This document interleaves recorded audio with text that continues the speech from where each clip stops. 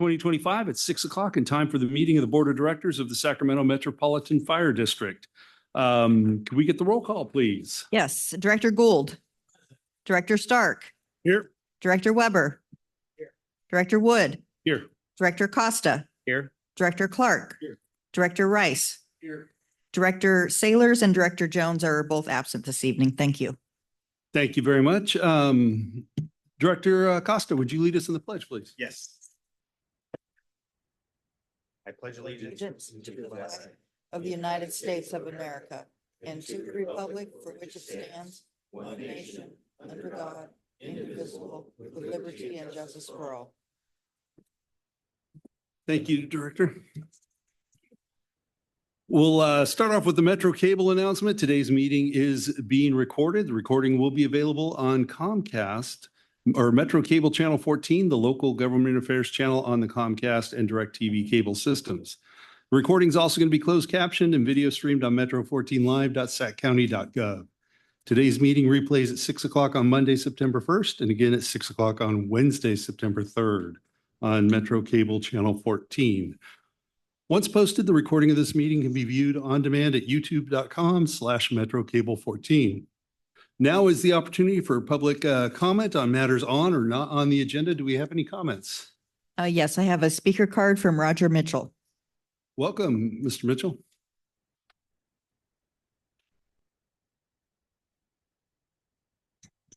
Good evening, Board Chair Wood, directors, Chief House, staff, and public. My name is Roger Mitchell, past director, retired from this wonderful fire department. And I'm here tonight to tell you about our fundraising dinner for the restoration of Rio Linda's second fire engine, a 1927 LaFrance. And you know what? I've got 3 tickets left, so there's not going to be any tickets at the door. But I wanted to tell you about that, and any other directors that would like some tickets, why, let me know quickly. But I think more important than that, since we're almost sold out, is what's coming up on September the 6th. It's an open house at Rio Linda's news station 111.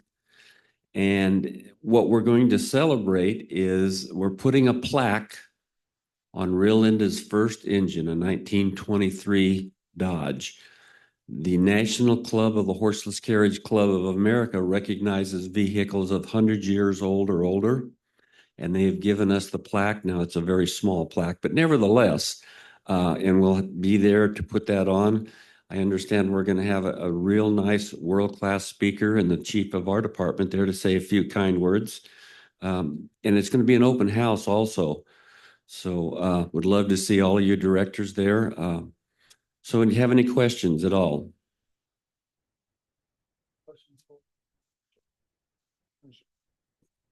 Well, thank you so much. Look forward to seeing you out there on the 4th Okay. and on the 6th. Thank you very much. Thank you. Do we have any other speakers? I have no other speaker cards. If anyone online on Zoom would like to make a public comment, please use the raise your hand feature. No response, no other public comments. Thank you. All right, we'll move on to our consent calendar. Do I have any questions from the board on the consent? In that case, I'll entertain a motion. Second. We got Director Stark and Director Costa. Can we get the roll, please? Yes, Director Gould. Aye. Director Stark. Aye. Director Clark. Director Rice. Aye. Director Weber. Aye. Director Costa. Aye. President Wood. Aye. Thank you. Motion passes. The consent calendar is adopted. Thank you. We'll move on to presentation items. We've got the Peer Support, Wellness, Health, and Safety Assistant Chief Peck. Welcome. Good evening. Good evening, President Wood, Board of Directors, Chief House, colleagues, members of the public. Tony Peck, Assistant Chief, Wellness, Health, and Safety. And I'm here with Captain Ryan Manfredi, who oversees our behavioral wellness program. He's going to talk to you tonight a little bit about PTSI and what we're doing here at Metro Fire to help our members, as well as how we vet out clinicians who specifically work with first responders with PTSI. We're also very fortunate to have one of our EAP clinicians here this evening, David Sachs, and he's going to talk to you about PTSI from a clinician's perspective and how they make that differential diagnosis between PTSI, depression, anxiety. He should be here in a few minutes. If not, Captain Manfredi's ready to take over for him. So with that, I'll turn it over to Captain Manfredi. All right. Good evening. Bear with me. This is not my forte, so I've, doing the best I can. I think we have PowerPoint, do we not? Okay. Hi, my name is Ryan. I'm a captain in the Wellness, Health, and Safety Division. I came here to talk about a couple things in particular that we're working on in the Wellness Division. Primarily the PTS, how we're helping our individuals that have been actually diagnosed with PTSD. Also, kind of how we vet our clinicians, where we're moving forward, and then presumably David Sachs will be here in time to bail me out. So as far as PTSD, okay, so this first slide, the San Diego fire and us, these are the claims of PTSD over the last, since 2017. As you can see, PTSD was presumptive in 2020, and there's an obvious increase in both us and San Diego fire. San Diego Fire has a very robust wellness program, and as you can see, even with a robust wellness program, which we are attempting to get up to where they're at and hopefully surpass them, you're still getting quite a few claims. This is about 1% of our membership are putting in claims last year. Same with San Diego Fire. They're about 1% of their membership. So what we are doing specifically here at Metro Fire, I've been working closely with Angela Lewis, who is now, she's in HR. She's the workers' comp liaison or person that's working with presumptives. And she has given me kind of a crash course in what they need at Intercare to make sure that these claims are moving efficiently. Basically, she's telling me exactly what they need, and I'm translating it into firefighter speak so our members know how to get this stuff in as quickly as possible. The paperwork has been the kind of the crux of the problem here. The Intercare has 75 days from the point of the claim to do their investigation and either give it a yes, no, or give it a delayed status. What we're doing now with Angela's help is I give the firefighter that's putting in this claim all that information right off the bat. So the biggest thing is most guys put in the workers' comp claim. They're not putting in the medical release forms that they need. And then Kaiser has different forms. Sutter has different forms. Blue Shield has generic forms. And so what we're doing is we determine what kind of medical insurance they have, get those medical release forms in a packet with the workers' comp paperwork, get that to them day one. So when Intercare gets this information on day one, they've got that full 75 days to do their investigation, as opposed to waiting 2-3 weeks for them to mail those forms, get the forms back, then send them to Kaiser or Sutter, whoever that is. So that is making this process quite a bit more efficient. And while that is going on, we've got multiple relationships with facilities and different departments throughout the state. And so we start calling those facilities to see if they have openings to get our member in there. It kind of depends on, every case is different. If there's a substance involved, do they need a dual diagnosis facility? Do they need the detox first? If not, can they just go to somewhere like IOH or the Resiliency Company up in Redding that doesn't require that? They need to be clean before they can start doing some of the treatments. So those are things that we're trying to work on. We've also built a relationship with CAL FIRE. CAL FIRE has facilities they've vetted throughout the state.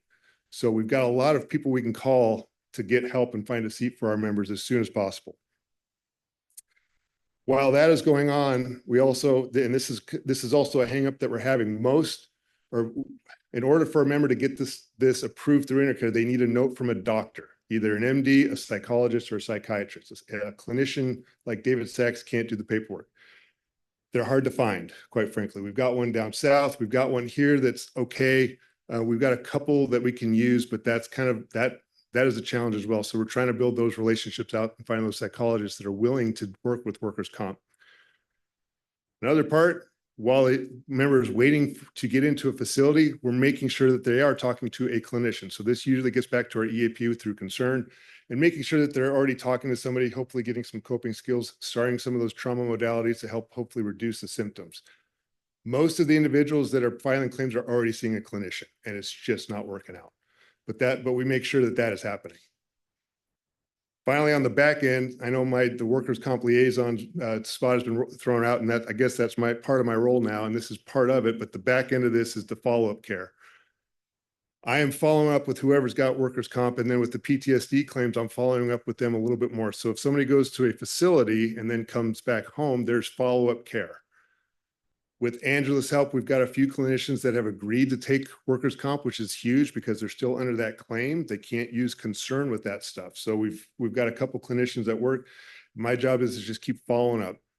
I'm checking in with with everybody that's on workers' comp. So I'm calling about every 4 to 6 weeks, depending on how intense the situation is, and just checking in on them. If they're represented by a lawyer, obviously I can't talk about comp, but I can offer peer support. So I'll just check in and go, do you need anything? Does your family need anything? How are you guys doing? And that's kind of where that's at.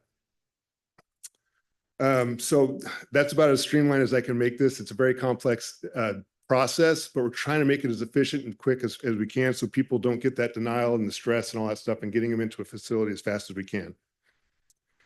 As far as finding the therapists that we are vetting, we're part of the Sacramento Regional Behavioral Health Committee. They've been vetting clinicians since before I started, since Jeff Wells was here.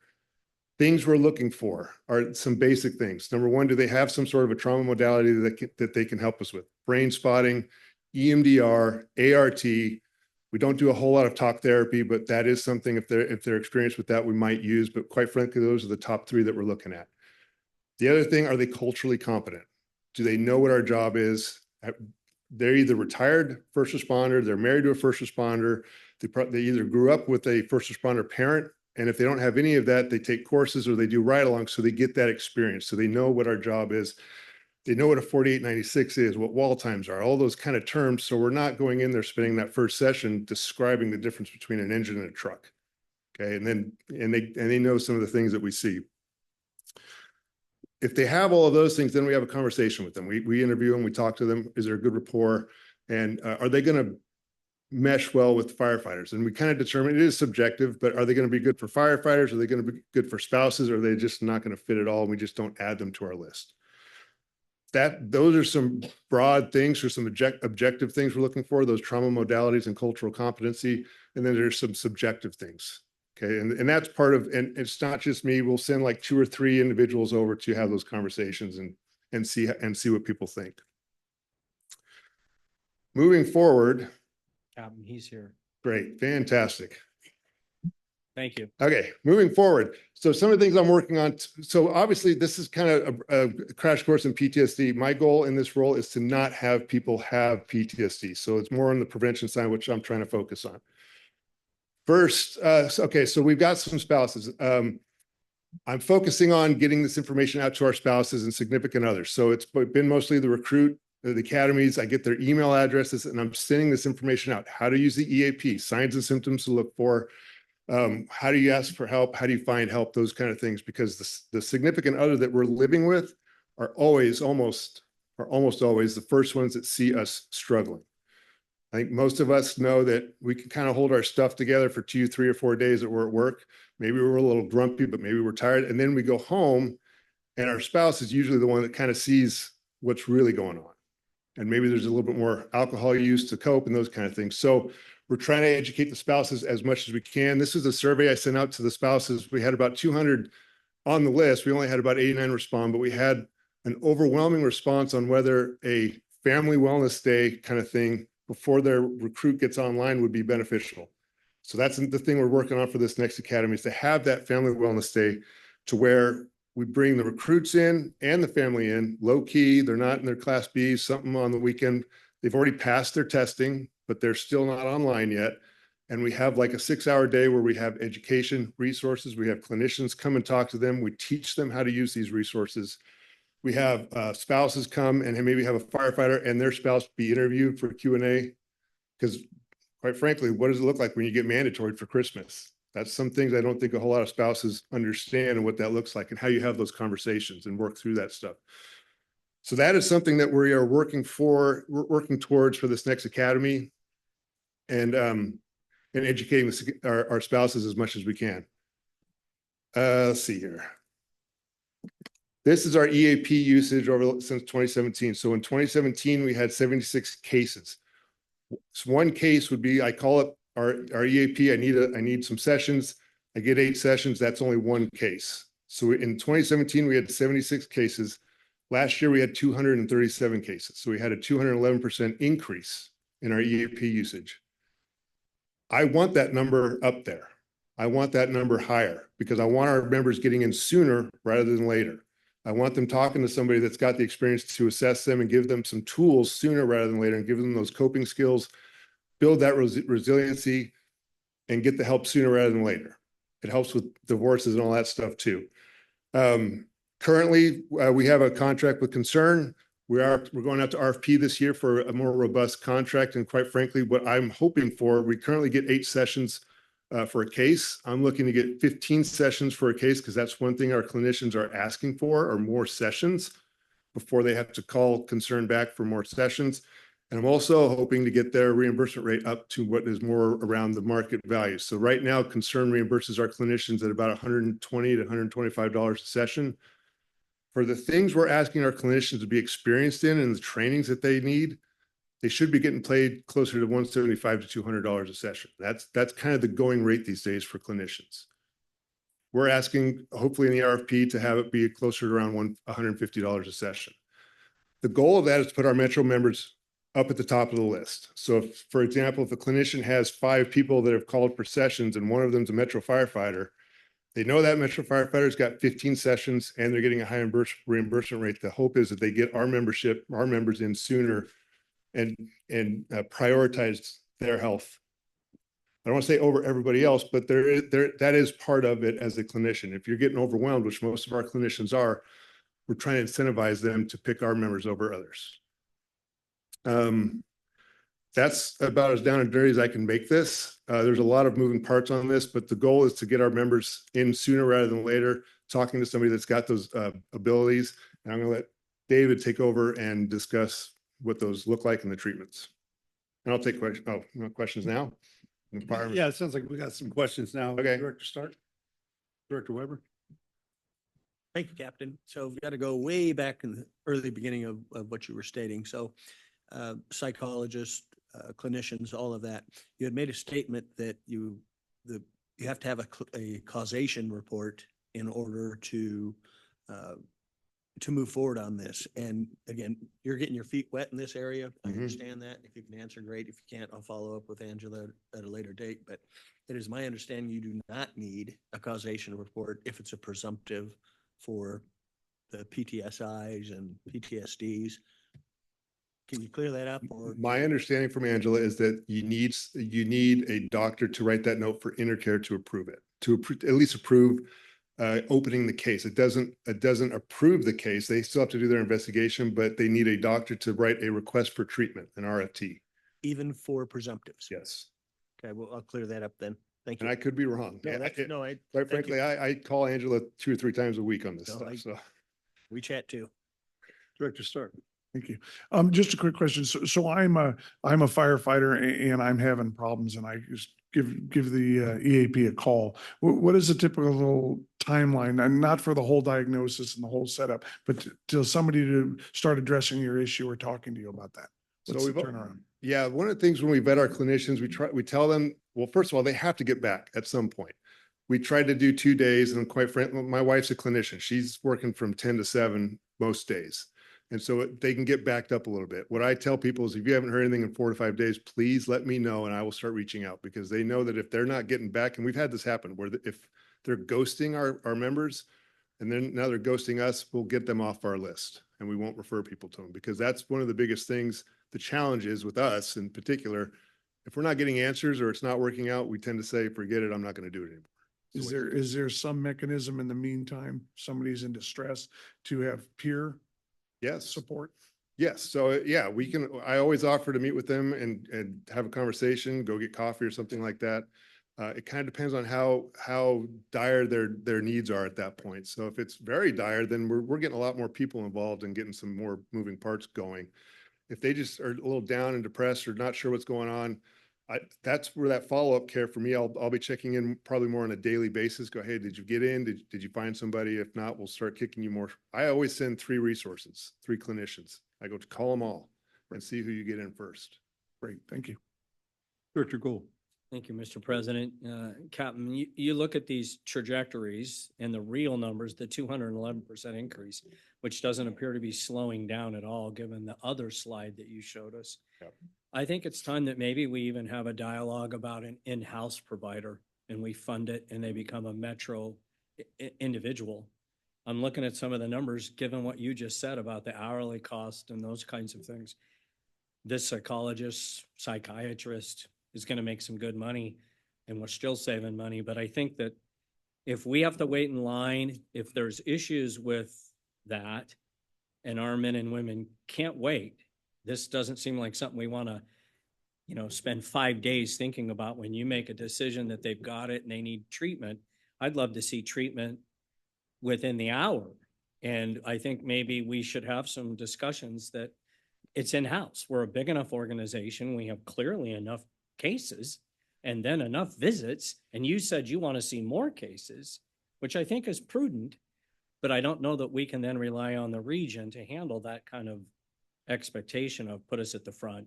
We have a crisis, those kind of things. So you know of any other agency, maybe San Diego, that's got an in-house therapist and experts that could work for us and not have to wait? San Diego does have a clinician that we do have contact with. Same with First Responder Wellness. That's who got Jason Watts in for his treatment. The problem is they're down in San Diego or down in LA, in the LA area. We're trying to find somebody up here in the Sacramento region if we can. Yeah, it's been a challenge. I've called around to multiple people and they either just don't do it or they don't get back to me, and it's been a challenge finding one up in this area. But I agree with you. If we can find somebody up here that knows the workers' comp, is willing to work with, it's the workers' comp stuff that's challenging. They don't want to work with comp and do those RFTs. They don't want to do the paperwork? I don't know why they don't want to do it. They just don't I mean, do we it. can hire somebody to do the paperwork for them and they could focus on their clinical abilities of treatment and prevention. Yeah, they have to write the report that InterCare gets that says, yes, this looks like PTS.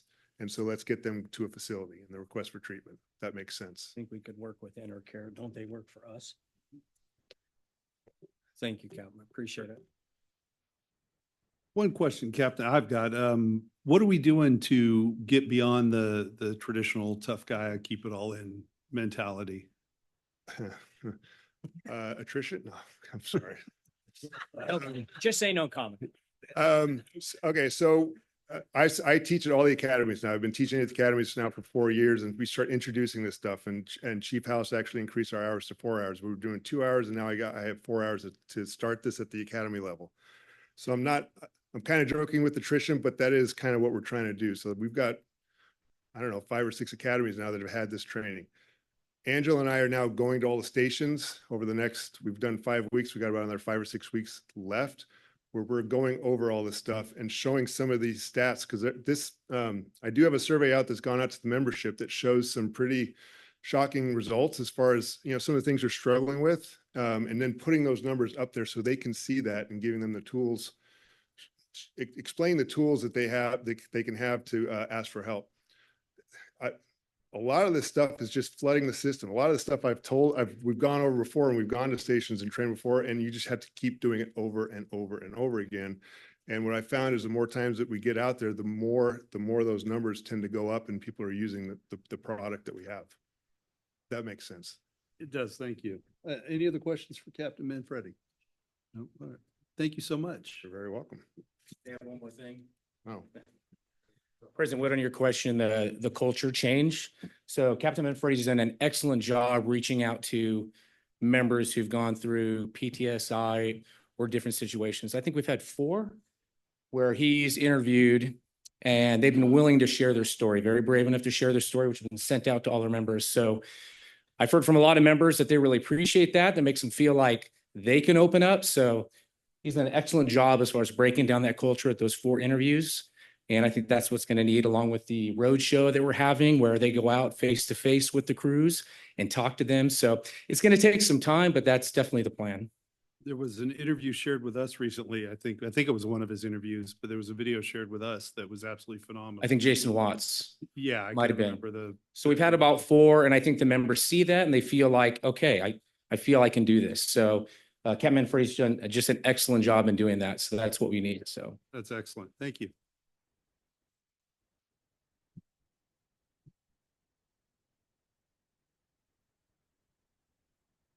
Good evening, Board, Chief. Good to be here. My name is David Sachs. I'm a licensed therapist in Rockland, and I'm one of your vetted therapists. I work for Concern Health EAP, and we have a good team in Rockland. There are some other therapists. Some are first responders, some are not. We're all committed to this population. I was a U.S. Army combat medic. So that's my background, and I have a real heart for first responders. I also work with law enforcement and military as well. So I don't know, I just kind of rushed down from Rockland, so forgive me, I'm a little exasperated. I don't have the slides in front of me that I prepared for tonight. I hope they're embedded somewhere. I didn't memorize it for you. Sit that bit right.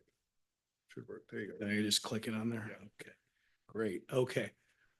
So I'm going to be talking to you a little bit tonight about the clinical part. I heard some really great questions on access and urgency and quick response. Not all therapists are the same, so I'm not speaking for all psychotherapists that work with first responders. Some of the things that I offer here tonight are things that I do, or at least I feel should be the bare minimum in terms of helping out your people. So obviously we begin with the referral process. It comes to us in many ways. It comes to us through peer support. Leaders like Ryan, who do a great job, comes directly through the EAP, either as an email or a phone call. It'll come through insurance providers, depending upon the provider itself. It'll come from other therapists. It'll come from directories, like, for example, online directories like Psychology Today, and also words of mouth. What I have found with working with this population is word of mouth means a lot, because the personal connection is what it's about. To go to a directory or make a phone call is daunting in itself. To not know who your provider is can be frightening. And so what we try to do as vetted therapists is embed ourselves with your department. We're part of the Peer Support Quarterly, other trainings. They see us, we do training in there as well. And we develop the relationship over time so that when Ryan or somebody else gives them the phone number, call Dave, they've already met me and they feel comfortable with the other therapists. The second part of the process of the intake is the phone consultation. As I understand, we do have a problem these days. Many providers are overwhelmed as well in terms of availability. My goal, or our goal, is to respond within 24 to 48 hours, regardless of whether it's a crisis or not.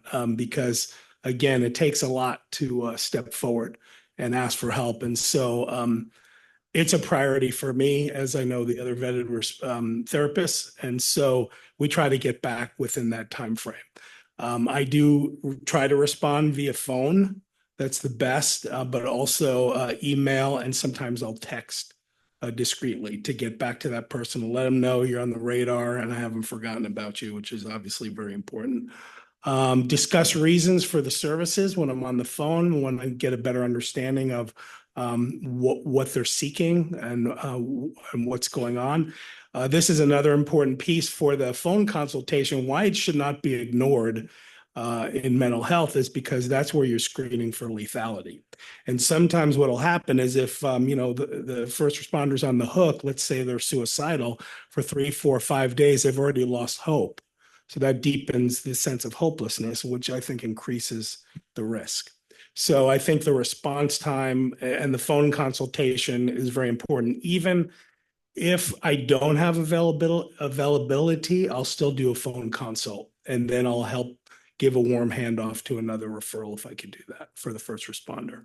The next piece is discuss availability. Obviously, we know your personnel are on certain shifts, which makes it challenging for us as therapists to be available. And at the same time, with mandatory overtime or response to fire or other emergencies, we have to be as flexible as we can in our schedule for your personnel. And then means of payment, obviously concern EAP. There's no charge to the first responder. Insurance, we can meet that need. And in some cases, they waive that and they want to do private pay. I have a sliding scale for first responders, military, and law enforcement, so I can increase the access and availability for that individual. And then we get to the intake. So the intake should at a minimum include what we call a biopsychosocial questionnaire, just like going to a doctor's office for the first time. We get a medical background, social background, psychological background, and so forth. And then we go into clinical assessments, which I'll cover really quickly. And then, of course, the informed consent to therapy, which is standard, and then the limits of confidentiality. We should be discussing that within our first session for your first responder. And then, of course, the treatment plan we co-develop with your client. You know, a lot of times first responders are like, just give me the tools, tell me what to do, I'll do it. It's a little bit more complex than that. So, you know, but we want to get buy-in, we want to get a co-development of the treatment plan and goals. And then, of course, we discuss additional referrals. I will mention that particularly with post-traumatic stress disorder, if there's a diagnosis, there's a high comorbidity, fancy term, about 80% of a substance abuse disorder of some type. 80%, it's very, very high, especially alcohol. So we have a dual challenge as practitioners. One, we need to co-treat that, and then we need to co-treat the trauma. And sometimes it's difficult to do both. So we have to make that assessment in our intake. And then we assess for level of motivation. Who sent you here, your spouse, or did you come on your own? So there's different levels of motivation that we assess. And of course, the buy-in, and then of course, the alliance that's formed between therapist and first responder is paramount because time is limited. And depending upon your orientation theoretically or my skill sets, it doesn't matter. If there's no relationship, there's no therapy. So that's really very important. And then we go on to ongoing assessment of the progress. Okay, so really quickly, I won't get too deeply, and I can talk to you for hours about this stuff, so forgive my enthusiasm. So these are the assessments that I use, and the question that I received from Ryan is like, how do we know it's post-traumatic stress versus, let's say, a generalized anxiety disorder or just depression? How do we make the determination for that diagnosis, which none of us take diagnosis lightly, particularly for post-traumatic stress related to workman's comp and all the stuff that it's connected to. So I use the GAD-7, which is for generalized anxiety, and we're screening for that. It's within a 2-week window of time. The PHQ-9 is for clinical depression, patient health questionnaire. The MDQ is the mood disorder questionnaire that I use. The audit, very important. These are standard within my intake package. And again, I can't say that all therapists do this, but should with first responders. Alcohol use disorder inventory test. The PCL5 is key. That's your PTSD checklist. And so what you can see is I'm taking a holistic view of the symptoms, but also the disorder of the mood and trying to pare it down and rule out either post-traumatic stress by itself or separate diagnoses that you see up there. Okay, big discussion, PTSD versus PTSI. There is no clinical term post-traumatic stress injury. Why we use that is to normalize the experience to the type of work that's being done and the layers of trauma that are experienced by the first responder. The other part of it actually, when you look at the neurobiology, the neuroscience of post-traumatic stress, it is a neurophysiologic injury. So there is a brain injury in itself, and there's also issues with the body. So, you know, when you look at mental health, you can't separate the body from the mind. They're both the same thing. So post-traumatic stress injury is also a term that they use in Canada more than we do in the United States. For example, the Canadian military uses PTSI, which I tend to use a lot. I really like that term, kind of lessens it helps not to pathologize, you know, a normal experience to an abnormal, a normal situation to an abnormal experience. So we use it synonymously in the mental health field, and it also helps to reduce the stigma. And that's what we're trying to do overall. Post-traumatic stress disorder is a formal clinical diagnosis that we use out of the DSM-5. It's been used since 1980, which comes out of the Vietnam era, and it sits separately from the anxiety disorders that you see in the DSM-5. So it has its own classification, which I'll show you a little bit about that. So we use it interchangeably, but diagnostically, it's PTSD. Okay, some of the symptoms and diagnoses of PTSD. There are four major domains or criteria. The first one is you got to have the stressor. That's criterion A, either a directly involved witness, repeated exposure. First responders meet criterion A, no question about it. Then we go into the second domain, re-experiencing and intrusions, intrusive memories, recurring thoughts, nightmares, visual and or emotional flashbacks. The second category is avoidance and numbing, people, places, things, reminders, emotional detachment. And this is a big one because this wreaks havoc in relationships, low empathy. I can talk to you for many hours about couple sessions I've had where he or she has no empathy for anything. And so that tends to be a problem in relationships quite a bit.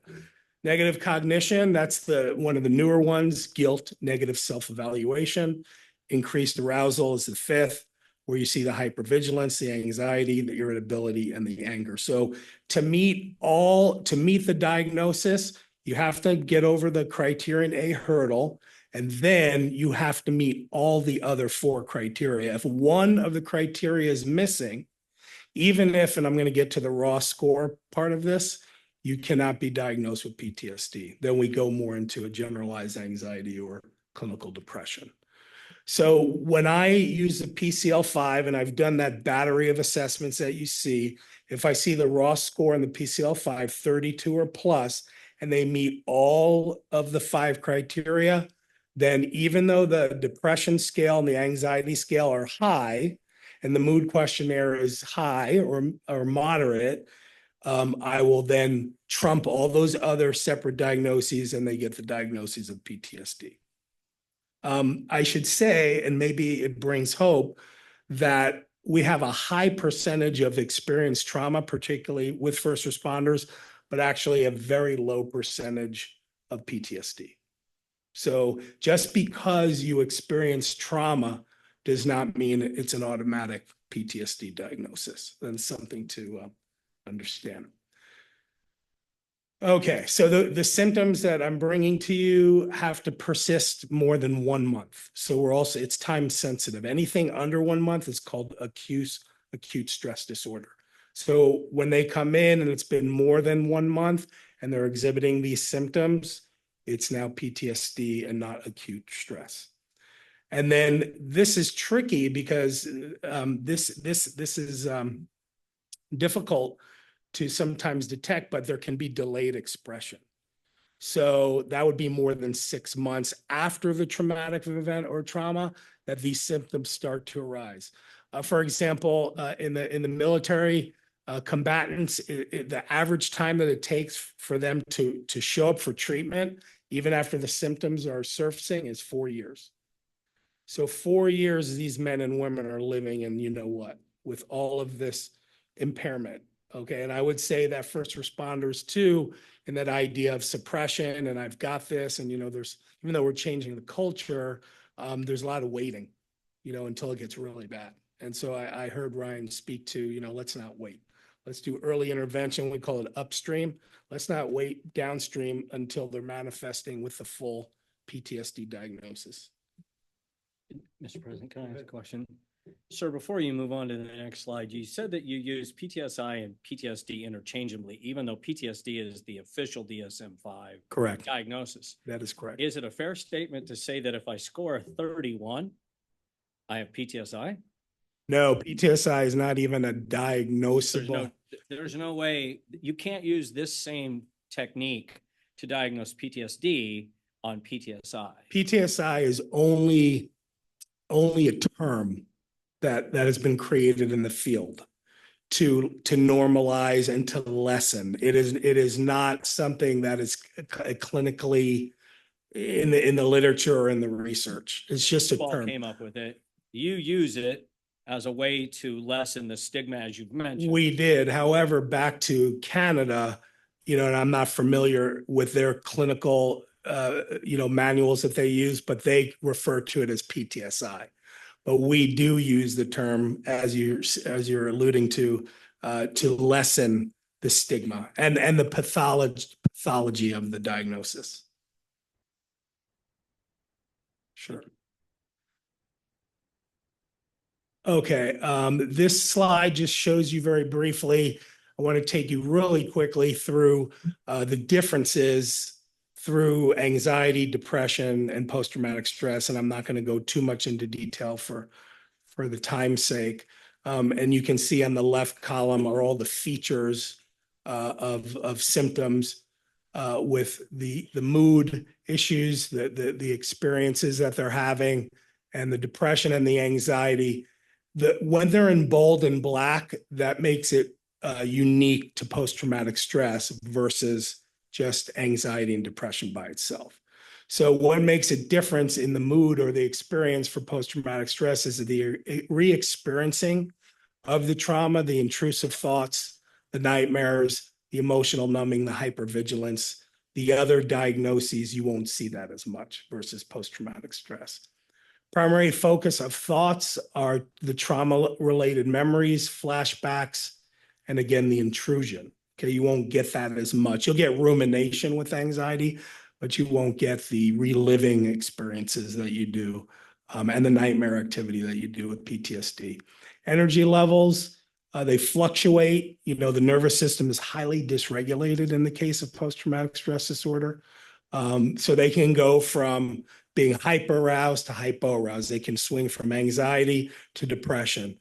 For men, a lot, it shows up as anger and irritation, although when you get underneath that, it's more of the depression, the sadness, the grief.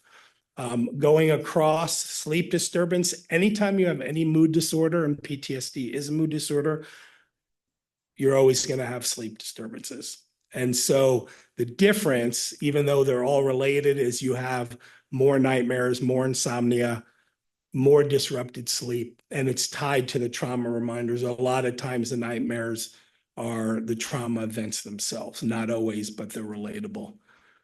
Concentration, we have a term, I won't say the word, CRS, can't remember, S means, you know, you can imagine, because usually short-term memory is always impaired. And when you look at the neurobiology behind these issues, the frontal cortex goes offline and it's very difficult to maintain short-term memory. Physical symptoms, hyperarousal, exaggerated startle response. You won't see that as much with anxiety and depression. And then other somatic stress symptoms are big. All of a sudden they think they have GERD, or they come in and they say, I have problems with my gut, or, you know, whatever they're feeling or describing. Gastrointestinal distress is part of this. Usually they'll go to the doc, they'll get Maalox or whatever, but that physician will miss the fact that the first responder may have post-traumatic stress. So whenever they do their biopsychosocial, I'm looking for that as well as a key. Trigger onset, always tied to the experience of the trauma itself, you know, sight, sound, smell, touch, all of that, all the senses that come in, it's usually associated because it's a fear response that's been conditioned. So we look for that. Emotional tone, a lot of fear, guilt, shame, a lot of shame, anger. I've spoken to groups about moral injury. It's another issue. And detachment, a little bit different. You can see similarities between anxiety, but not so much in the guilt and the fear and the shame.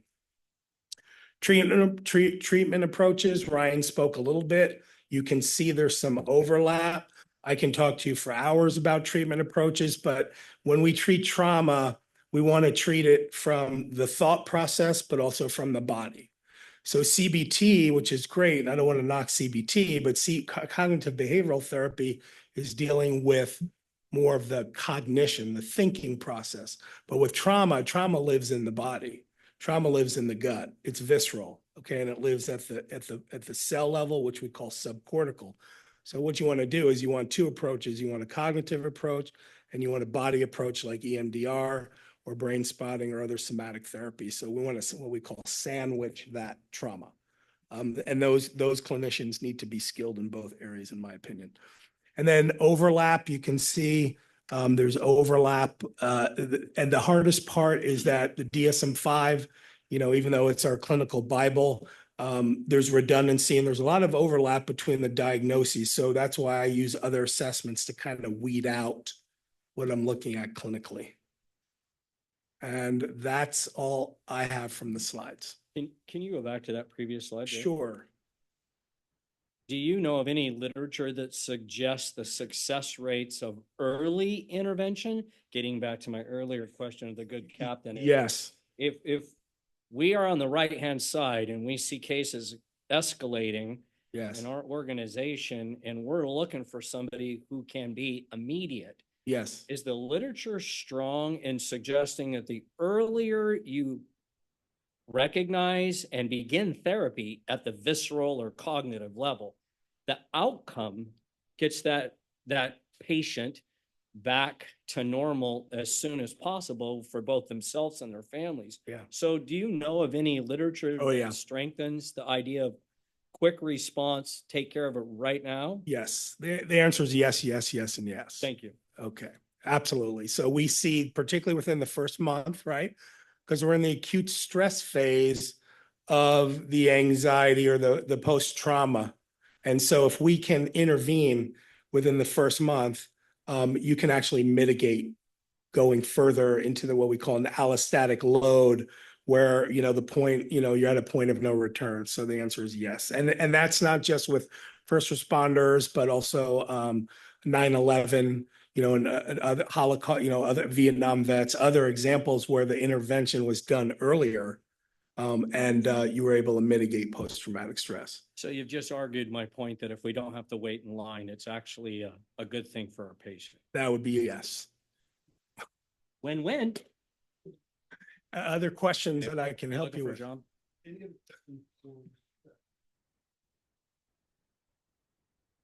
Appreciate that. Thank you so much. Yeah, Outstanding. you're welcome. And I just say it's a real honor serving your department. We do work with other departments, but I really love Sac Metro too. So thank you very much.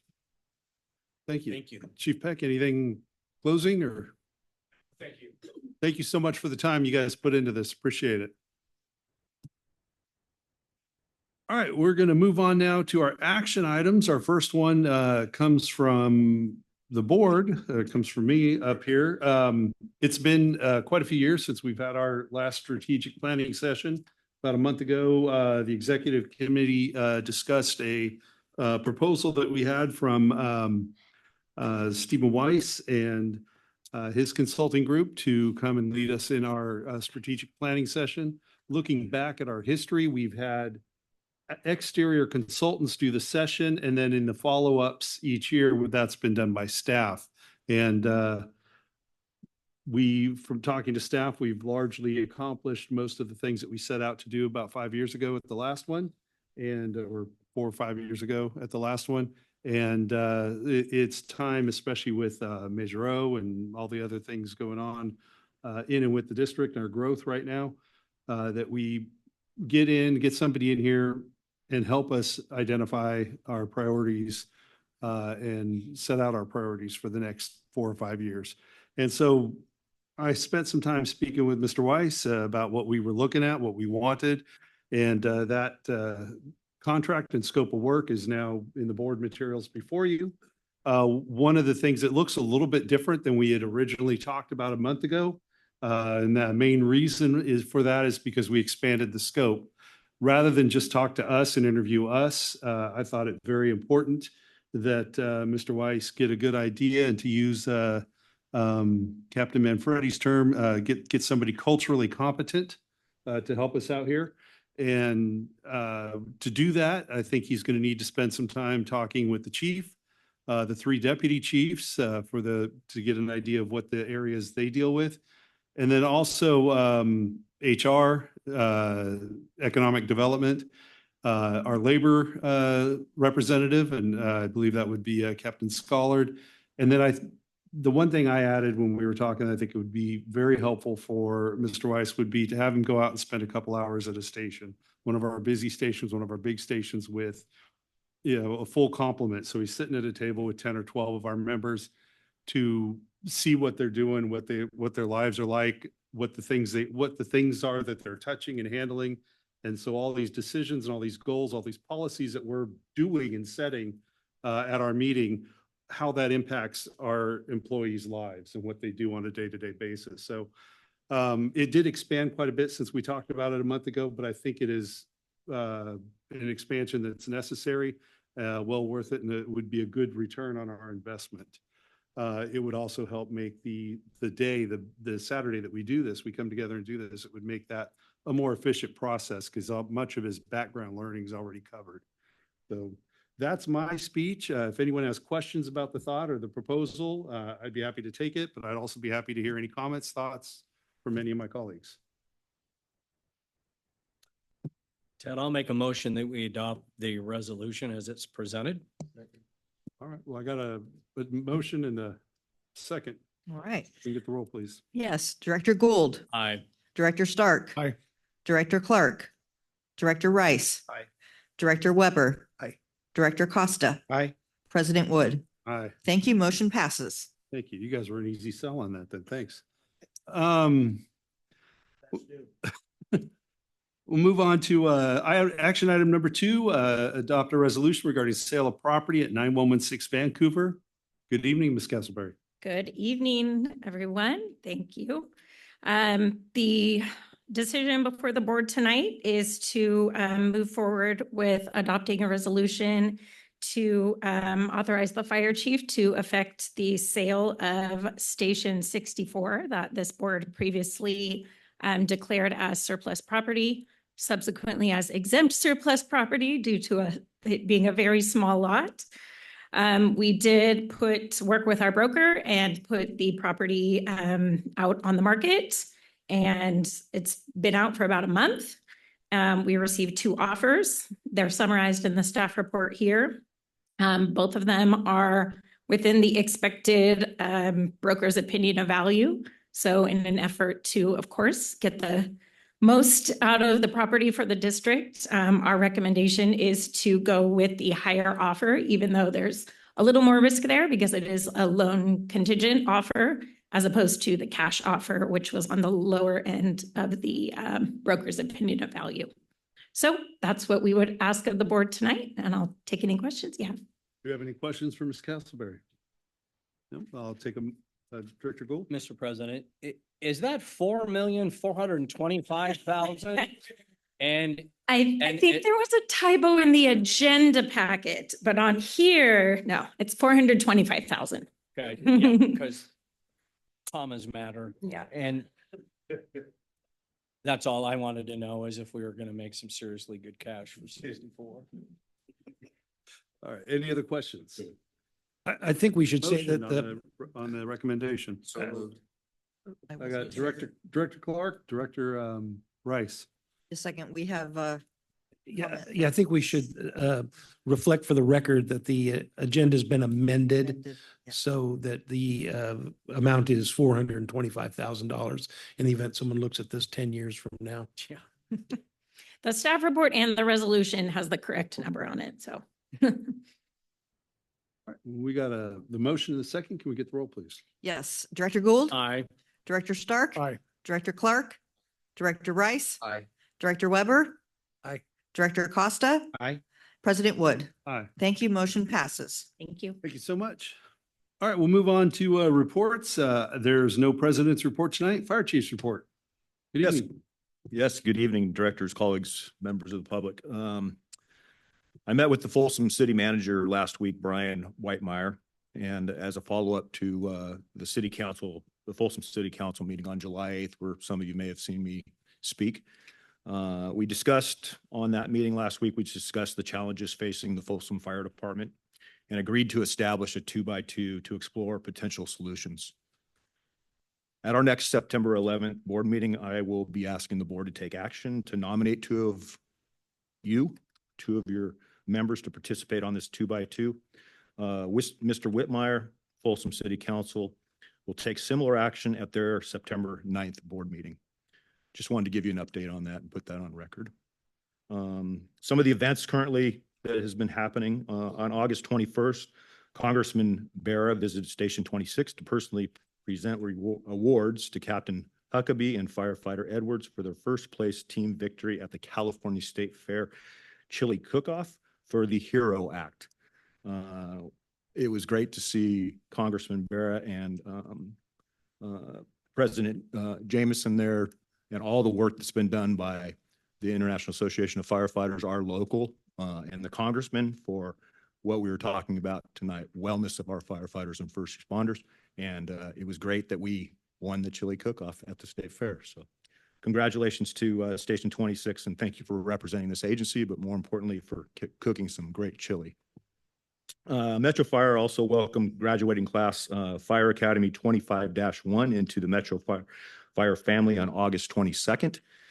And then a reminder, September 6th, Station 111's open house and the 100th anniversary celebration of Old Betsy, as you heard earlier. And that will be held at Station 111 from 10 a.m. to 12 noon. That's the end of my report, unless you have any questions for me. Do we have any questions for the chief? No. Thank you so much, Chief. Move on to operations report. Deputy Chief Mitchell, good evening. Good evening, President Wood, directors, Chief House, colleagues, and members of the public. Adam Mitchell, Deputy Chief Operations. Before I bring up the shift commander to do a very special shift commander spotlight tonight, I just would like to recognize and give some accolades to some of our folks. If you're probably aware, fire season has returned. We've had some lightning activity come through the state, and we've had multiple fires that have started recently. Currently, I held the role of the Sacramento County Operational Area Coordinator for Cal OES. And so when I see all of the resource requests that come in on a daily basis, it's gotten very busy. But specifically when that happens, working in that realm, I rely heavily on our shift commanders who do a fantastic job of making the priority that we've mentioned many times before of no brownouts and elimination of mandatory overtimes to look not just at the day of the requests coming in, but also far out into the future. And they work closely with Battalion 5 and some of the other battalion chiefs, as well as our staffers, to get as best of a projection as they can to do what we need to do here at home to cover our home, but also to be able to deploy some of our members. So we have multiple members deployed right now.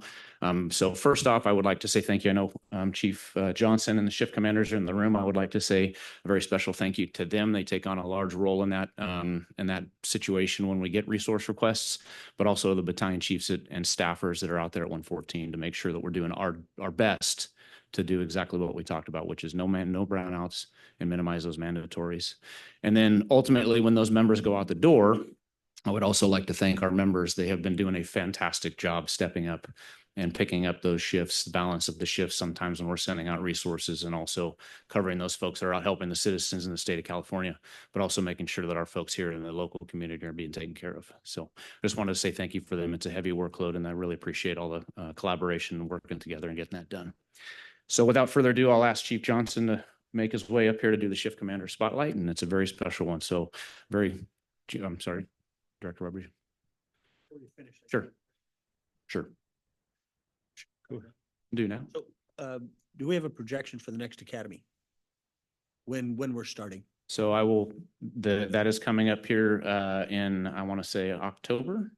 I'm looking because the academy is actually under the training division, which is under administration.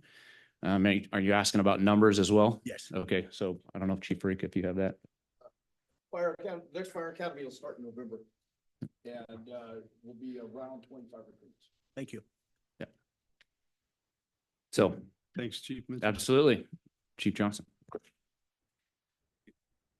evening, President Wood, directors, Fire Chief House, colleagues, member of the public. Thanks for being here. Mike Johnson, shift commander of the B shift. For the shift commander spotlight, it's going to be my honor to hand this podium over to the EMS division here very shortly. The EMS division is doing an incredible job recognizing our members when they do an incredible job, which is pretty much, it seems like once a week we're going to a scheduled event to recognize our members. So we had one scheduled for today, and I thought it would be prudent to just bump it back a few hours and do the presentation in front of the board so you guys can see exactly how this goes down. Some of the most moving things that I get to be a part of is seeing these EMS excellence programs come through the firehouses, and to see these the people who are affected by the job that our members did, but not only that, but their loved ones, their family, their children come and provide their testimony to us is really a special thing. So all those handsome young people back there are here part of it. So I'm going to hand it over to Captain Hayden and Assistant Chief Keeley in the EMS division to so you guys can be witness to what they're doing. So thank you. Thank you.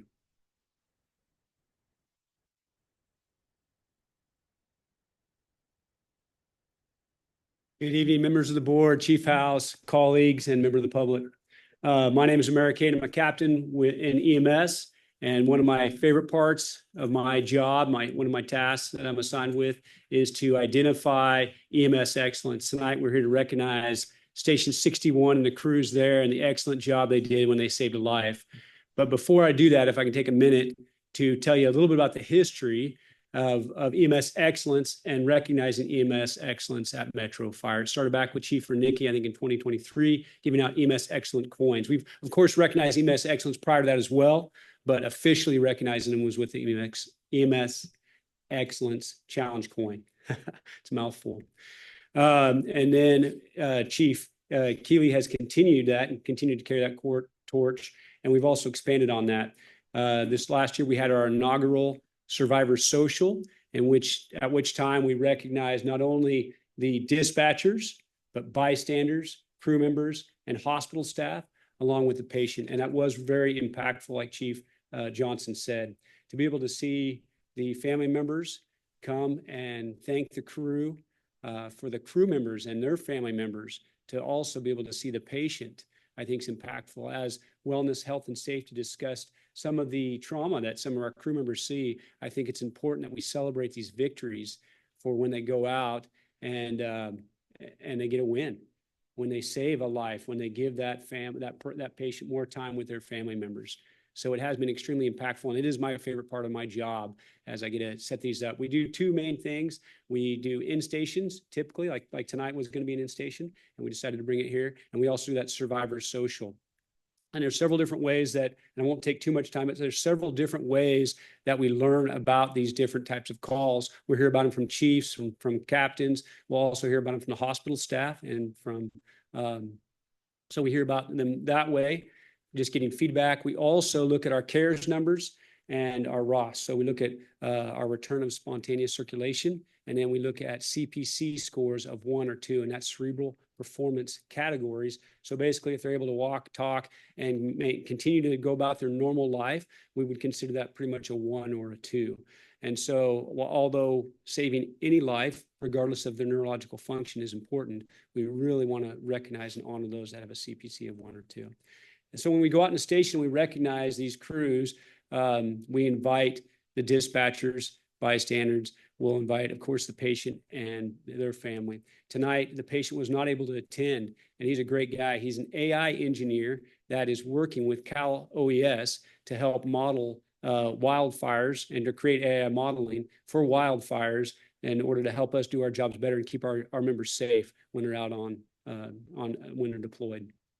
But he was not able to come. He is excited to come and bring his family to the Survivor event that we're going to have in May. So that's the second one. We do the in-stations, and we also do the Survivor Social. We had our inaugural one last year, and we'll do another one that's going to be bigger and better this year. But without further ado, what I typically will do, we'll turn the time over to Chief Keeley. He's the one who presents on the commendation letters. All of the members of the crew will receive a commendation letter, but our lead medic will also receive an EMS challenge coin. And so without further ado, Chief Keeley. Directors, I'm Chief Keeley, Director of EMS, and it's my honor to be able to show you what we do on a pretty regular basis in the firehouses, like Captain Hayden was mentioning. It's by far the best thing that I get to do as the Director of EMS, go out to the firehouses and recognize our members that are providing incredible life-saving care on a day-to-day basis. But I do want to recognize the efforts of Captain Hayden and the EMS team. Captain Hayden spends a lot of time coordinating these things, from the shift commanders to the battalion chiefs, the station captains, and making sure that the majority, if not all of the crew, are there to receive the recognition that we're able to provide. And then going out to the firehouses, like I said, it's just an honor to be able to speak to the crew members and to meet the families and hear their stories firsthand. There's a lot of tears that are shed at some of these things because they are so thankful for having another chance at life. So typically, like Americ said, I'll read this statement to the crew members and then present the challenge coin, and then everybody gets a copy of their certificate. So It is with immense pride and gratitude that we commend the crews of Engine 61, Squad 61, and Medic 661 for their extraordinary actions on July 17, 2025, which resulted in the successful resuscitation of a 46-year-old man from cardiac arrest. As most know, survival in these cases is rare, but your swift and expert pre-hospital care coupled with bystander CPR gave this patient a second chance at life. Upon arrival for an unresponsive man at the OES building, you quickly identified him in ventricular fibrillation, a non-viable rhythm. During the course of treatment, you took decisive actions, which included securing an airway, gaining vascular access, providing 3 defibrillations, and administering cardiac medications. After obtaining return of spontaneous circulation, his heart rate accelerated to 200 beats per minute. Your clinical expertise shone through as you skillfully performed synchronized cardioversion, basically resetting his heart and returning him to a stable rhythm. The patient became responsive and was able to maintain his own airway, a testament to the seamless care and professionalism that defined this incident. The man you saved holds many titles: friend, son, husband, and a brilliant AI engineer. Thanks to your efforts, he has returned to a full and active life with a continued mission to serve.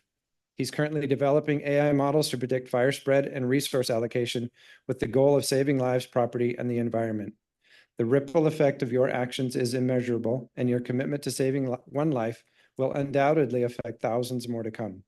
In recognition of your excellent performance during this emergency event, we proudly present you this challenge coin. May it serve as a daily reminder that your outstanding patient care saved this man's life.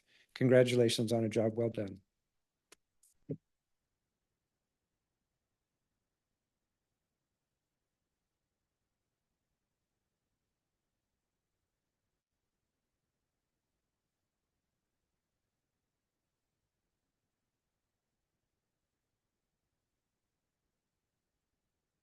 We also have this is a newer addition. We have the dispatcher that took the call and provided the life-saving instructions to the bystanders that were able to do CPR prior to our crew's arrival, which we all know is one of those first couple of chains in that chain of survival is the early recognition, early CPR, and early defibrillation.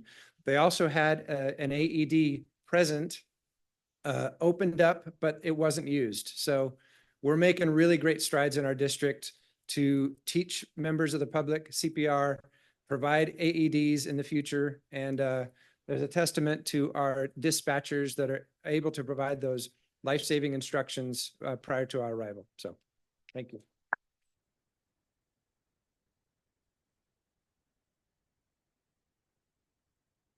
Anybody like to say anything about the call? Otherwise, that's it. Captain, did you want to get a picture of them with the sign behind them? All right, let's get out of the way. Yep.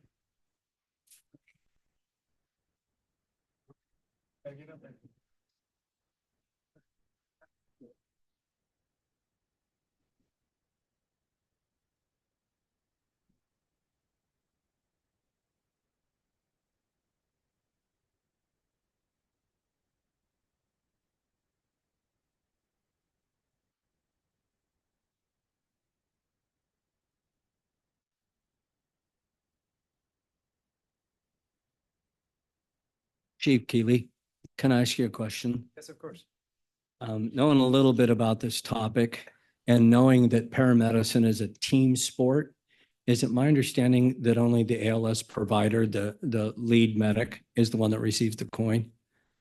Yes, that's correct. Is there a possibility that we could consider looking at, given that, again, it's a team sport and paramedics only as good as their team, is that we look at some other additional recognition for the members of the team that were participating? I'm just concerned if I'm an EMT, I'm never going to get a coin, and yet I play an integral role in the efficiency of that call. Absolutely. So whatever that looks like, I love that you bring the whole team here. I'd love to see if we could do something for the other members of the team. I still love the coin to the medic, but I think something else for the EMTs and other medics that were on scene maybe weren't lead. Yes, that's a great question. Thank you for that. Every one of them gets a copy of the certificate signed by both our CQI manager, Adam Blitz, and myself as a recognition for that call. However, we have made a decision, it might be temporary, but to recognize that lead paramedic with a challenge coin, because we do present a lot of these. And the last thing that I would like is to have somebody receive their fourth and fifth and sixth one, and it become kind of white noise. So it is very special to receive the challenge coin. Many of our EMTs are also in a paramedic process and will either continue their career on as an MMP or transition to the fire suppression side. So there will be an opportunity for them to receive those challenge coins as well. Thank you. Any other questions? Thank you so much, Chief. And I also just want to recognize Captain Nunez. I've seen a lot of these happen, a lot of the recordings of the postings of these events, and it's great to see those going out to the public so people can see the successes that we're having. Yep. So thanks, Captain. Report. Any questions for Chief Mitchell? Thank you so much. All right, we have no report on the administrative report. Support Services, Chief Wagaman. Good evening. Good evening, President Wood, directors, Chief House, public. I think there's more than one here. Tyler Wagaman, Deputy Chief of Support Services, with your support report. First, I would like to recognize Fleet Manager Purcell. Not only does he maintain an enormous amount of staff, 350 pieces of equipment, and sometimes it's an impossible task, especially during the summertime. Now with the Measure O money, he's having to manage a number of specs: fire engines, ambulances, dozers, squads, support vehicles. And the amount of time that goes into these specifications is enormous. And we're under a timeline because we have to get these done relatively quickly to have some cost savings, but we can't do it so fast that we get it wrong. So down to the placement of the screw is within thousands of pages of a specification for one singular apparatus. So I commend him as well as all of the members that sit on the spec teams to make sure that we are getting pieces of equipment that will serve this great district for many, many years to come. Next, logistics technician interviews are currently underway. They have been over the last few days. Hopefully we have a new member identified within the next couple of weeks. Recently, Fleet did receive 2 brand new remount ambulances. They're currently with our communication division getting upfitted, and we'll hopefully see those into service here very, very soon. Also, onto a good problem.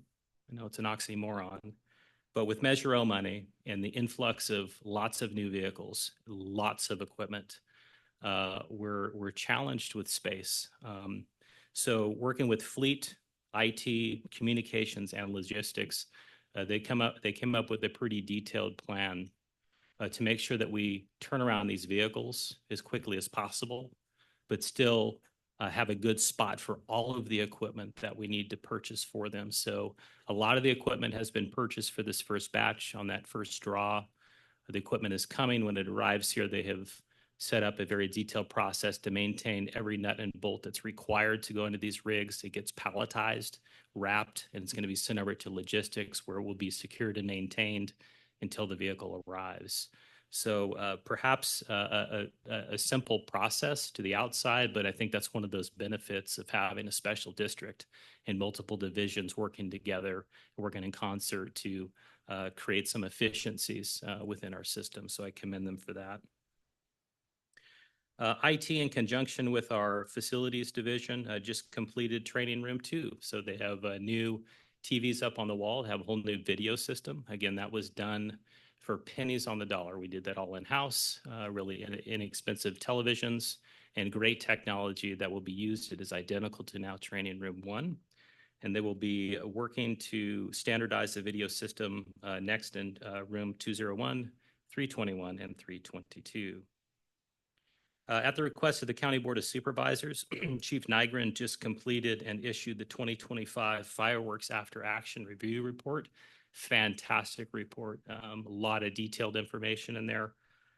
She provided not only that to the County Board of Supervisors, but representatives at the Rancho Cordova, as well as City of Citrus Heights. It's also posted on our website for public viewing, and I know that each and every one of you obtained a copy of that as well. On to our facilities, a lot of work being done right now. A roof was just replaced at Station 58, as well as a TPO roof completed at Station 50, both with Measure O money. A new vehicle gate access at Station 117 is currently underway. Facilities is working with the crews assigned to Station 54 and 111, working to update their landscaping. The roof at Station 51 was just repaired in preparation for the winter months. The exterior of Station 109, as well as the quarters for AC 24, is going to be repainted and should be completed within the next couple of weeks. And lastly, any interviews for facilities technician are currently have just been completed, and we hope to identify a new team member within that division here very, very soon. End of report, unless you have any questions for me. Director Stark. Great work by everybody in the support services. For those of you who weren't here, or folks in the audience that weren't here earlier, I just want to mention again that what was brought up at the previous meeting on the CIP, the great work that Shay and his shop has done, saving us $4.8 million on apparatus. Really, really very outstanding work, and I want to make sure he's recognized for that. Thank you, Director Stark. Any other questions for Chief Wagaman? No? Excellent. Thank you so much for the details. All right, moving on now. Captain Schollard, Local 522. Good evening.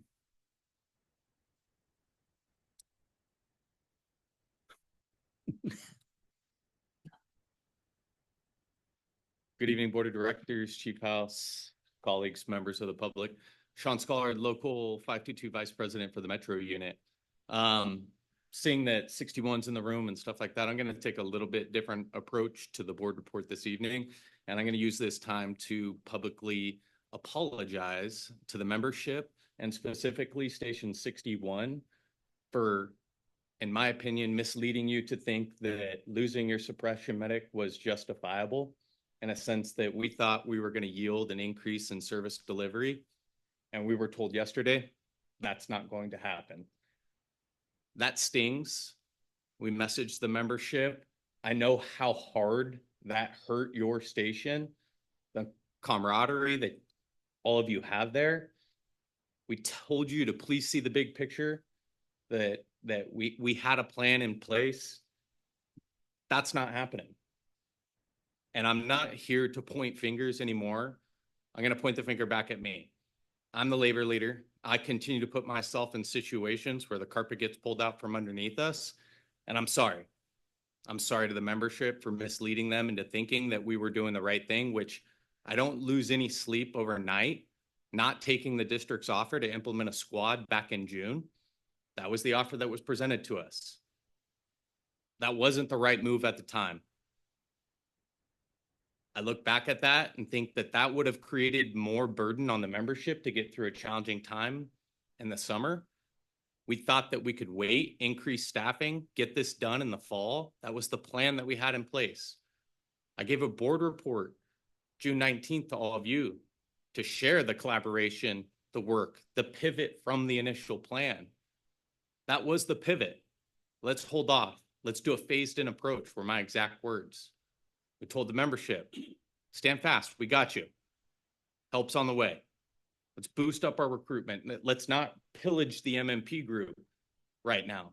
Let's increase our staffing and do it the right way. That didn't work out. And the only people that we can blame are ourselves right now, because we continue to put ourselves in this situation. So we have to reflect back at how we do business. Labor management is an obligation within the MOU to have it on a quarterly basis. I'm telling you right now, that's what we are going to do. We will do quarterly labor managements. We're not doing them on a monthly basis anymore, because I cannot continue to ask members of my team to sacrifice time away from their families to come into a room and not see productivity. We can't do it. I saw the emotion yesterday from one of my members who took time away from his family to be there and saw no results. So we're not going to do that. It may make for shorter board reports. That's fine. It doesn't mean that we're not going to continue to put forth effort to make this place better. We are going to do that. We're going to explore every opportunity that we can to look at getting that suppression medic back for all of you. We want to continue the path forward, but we can't continue to do the same thing and expect a different result. We just can't do it. This hinders recruitment.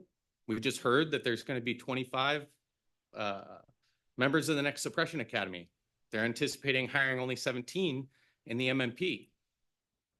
That means that we have vulnerability to pillage the entire pool of the MMP group right now, because we were operating as a 20%. Now we're only operating as a 10. That was an agreement that we had in place that was, again, taken away without our knowledge. We have 7 in the pool right now. If we're hiring 17, that's 24. With the suppression academy at 25, that leaves us with the potential of -1. Where's the burden on them? It's not fair. It's not fair to the men and women that are out here grinding every single day, and for us to mislead them into thinking that help's on the way. So we're not going to continue to do that. We started negotiations. It was a very sour start to negotiations just because labor management leading up to that. It's not the way that we wanted to start. I still feel like we had a productive meeting, and I won't take away from that. But the tone of labor management going into negotiations was not the one that we wanted.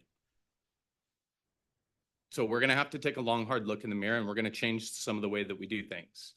And as much as I would say I'm open to any questions that you have, I would ask you to direct your questions to folks in the room that can truly answer those. So with that, I'm contained. Any comments or questions for the captain? No? All right. Thank you, Captain Scholar. Moving on, committee and delegate reports. The executive committee does not have a report at this time. Comm Center JPA also does not have a report at this time. Finance and Audit Committee, Director Stark. We had a elongated meeting this morning, or earlier this evening, I should say. We went over the capital improvement program amended, as well as the final budget for 25-26 and the bi-monthly fiscal report through July 30th. Those documents are available for your perusal. And our next meeting is September 25th. Thank you. Any questions for Director Stark? All right. Moving on, Policy Committee, Director Costa. Thank you. Policy Committee has no report. Our next meeting is September 11th. Moving on to board members' questions and comments. I'll start to my left with Director Rice. Moving over to Director Gould. Thank you, Mr. Chair. Just really proud of the station and the resuscitation, and it's nice to hear those stories. I'd just like to expand that a little bit. I'm privy to a piece of information where a crew showed up to a home that was not as dramatic as a code. And yet the comfort and the way the crew treated that patient was so significant that they shared with me that it saved their life.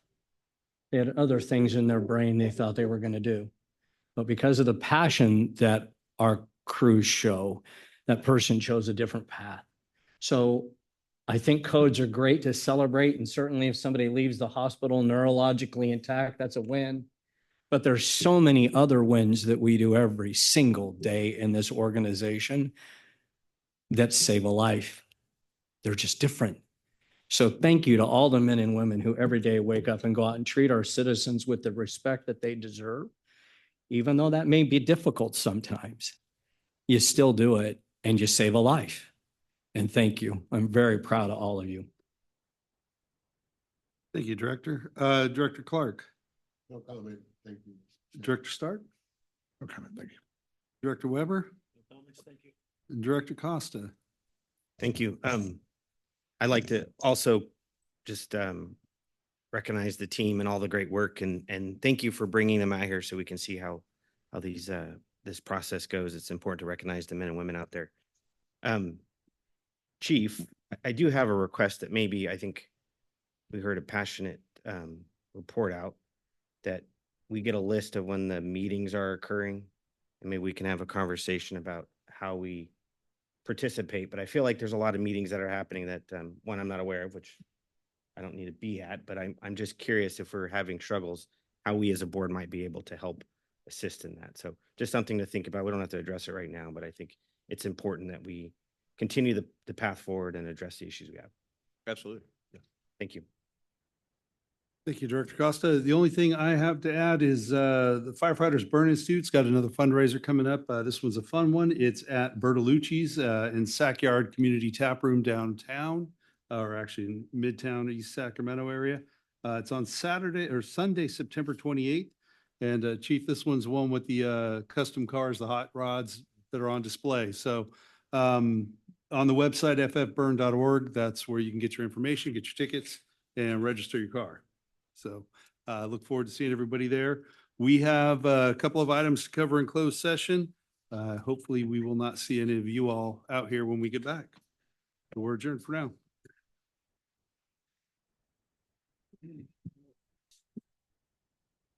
All right, we're back from closed session. Council Labra, would you please report out?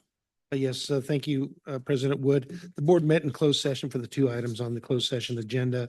Number one, conference with legal counsel regarding the California Government Code Section 910 claim for property damage by Jason Sanchez. The board voted unanimously to reject that claim with the fire chief to pursue further handling of the claim. Number two, the board met in conference with its labor negotiator for the employee organizations listed in the closed session agenda. No reportable action was taken.